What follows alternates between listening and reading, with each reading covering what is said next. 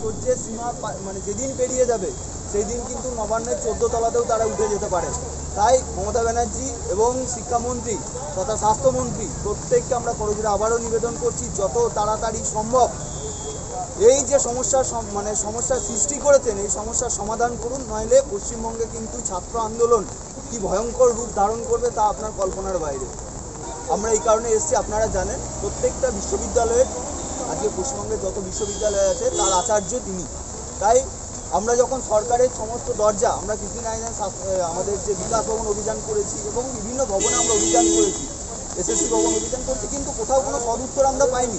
তাই আমরা অবশেষে আমাদের যে বিশ্ববিদ্যালয়ের যিনি আচার্য তার শরণাপন্ন হয়েছি, তাকেও একবার জানাতে এসেছি যে আজকে পশ্চিমবঙ্গের যে ছাত্র সমাজ, সেই ছাত্র সমাজের পরিস্থিতি এটা আছে। আমরা দেখা করব এবং দেখা করার পর আপনাদেরকে তার সঙ্গে কি আলোচনা হলো এবং তিনি কি জানালেন আমরা বেরিয়ে এসে আপনাদেরকে জানাবো।